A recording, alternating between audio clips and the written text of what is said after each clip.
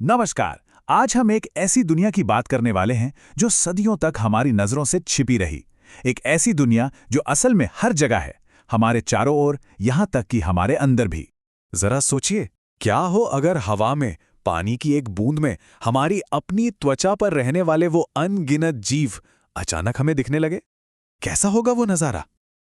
ये कोई कोरी कल्पना नहीं है, क्योंकि एक आविष्कार ने हमारी आंखों के सामने से पर्दा हटा दिया और हमें एक ऐसी सच्चाई दिखाई जिसने जीवन को देखने का हमारा नजरिया ही हमेशा हमेशा के लिए बदल दिया। तो चलिए कहानी शुरू करते हैं उन कुछ पायोनियर्स की जिन्होंने सबसे पहले इस हैरान कर देने वाली सूक्ष्म दुनिया में झांका था। ये कहानी है दो जबरदस्त लोगों की जो एक दूसरे से बिल्कुल अनजान थे, अलग अलग जगहों पर काम कर रहे थे, लेकिन दोनों ने मिलकर एक ऐसी क्रांति की शुरुआत की जिसके बारे में किसी ने सोचा भी नहीं था। हमारी कहानी के जो पहले हीरो हैं वो हैं एक अंग्रेज वैज्ञानिक रॉबर्ट हुक, एक कमाल के इन्वेंटर और ऑब्जर्वर। बात है साल 1665 की। हुक ने एक किताब पब्लिश की जिसका नाम था माइक्रोग्राफिया। और ये सिर्फ एक किताब नहीं थी, ये एक पूरी नई दुनिया का दरवाज़ा था। इस किताब में उन्होंने अपने बनाए हुए माइक्रोस्कोप से देखी चीज़ों के इतने डिटेल्ड चित्र बनाए थे जो किसी ने पहले कभी नहीं देखे थे। अपने खुद के बनाए माइक्रोस्कोप से हुक रोज़मर्रा की चीज़ों को एक नए ही अंदाज में देख रहे थे। और फिर एक दिन उन्होंने अपने लेंस के नीचे रखा कॉर्क का एक पतला सा टुकड़ा, और जो उन्होंने देखा वो चौंकाने वाला था। कॉर्क कोई ठोस चीज नहीं थी जैसा कि सब सोचते थे, बल्कि वो तो अनगिनत छोटे छोटे खाली कमरों से बना था जो बिल्कुल किसी मधुमक्खी के छत्ते जैसा दिख रहा था। इन्हीं छोटे छोटे कमरों को देखकर हुक ने उन्हें एक नाम दिया, सेल्स। ये शब्द लैटिन के सेला से आया, जिसका मतलब होता है छोटा कमरा। ये बायोलॉजी के इतिहास का एक बहुत बड़ा पल था। हुक ने अनजाने में ही जीवन की सबसे बुनियादी इकाई का नाम रख दिया था। भले ही वो जो देख रहे थे वो किसी जिंदा पौधे के टिश्यू के सिर्फ खाली ढांचे थे। तो अब हमारी कहानी का रुख दूसरे नायक की तरफ होता है। हुक से मीलों दूर हॉलैंड में एक और शख्स काम कर रहे थे, Antony von Leeuwenhoek. Leeuwenhoek hook की तरह कोई पारंपरिक साइंटिस्ट नहीं थे, वो तो एक माहिर कारीगर थे जिन्हें लेंस बनाने की कला में महारत हासिल थी। उनके हाथ से बने माइक्रोस्कोप इतने पावरफुल थे कि उस जमाने में कोई सोच भी नहीं सकता था। और यहीं से कहानी में एक जबरदस्त मोड़ आता है। जहां हुक ने जीवन के खाली ढांचे देखे थे, वहीं ल्यूवेनहॉक कुछ बहुत ही अलग देखने वाले थे। उन्होंने अपने पावरफुल लेंस को तालाब से लाए पानी की एक बूंद पर फोकस किया।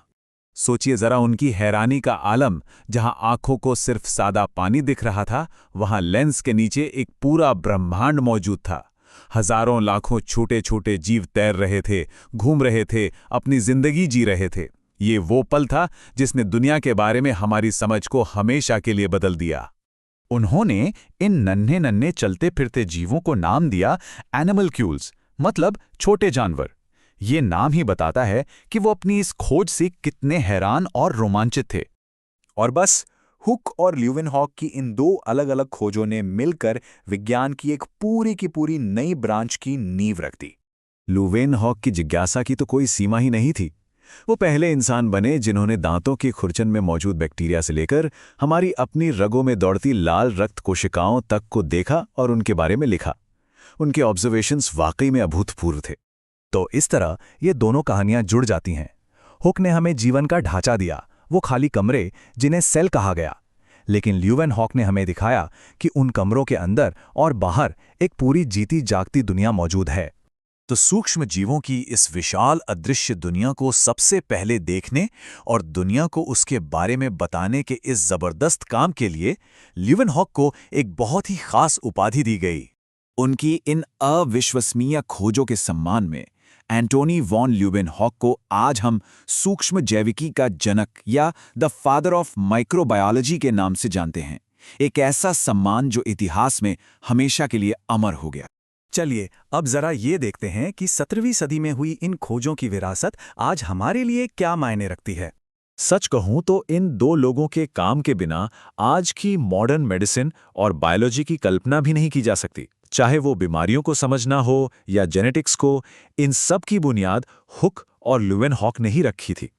और ये हमें एक दिलचस्प सवाल पर लाकर छोड़ देता है। उन्होंने हमें दिखाया कि जो चीज़ अदृश्य है वो भी उतनी ही सच है जितनी कि वो जो हमें दिखाई देती है। तो सोचने वाली बात यह है कि आज हमारी नजरों से परे और कौन सी छिपी हुई दुनियाएं हैं जो बस सही औजार और एक जिज्ञासु दिमाग का इंतजार कर रही हैं।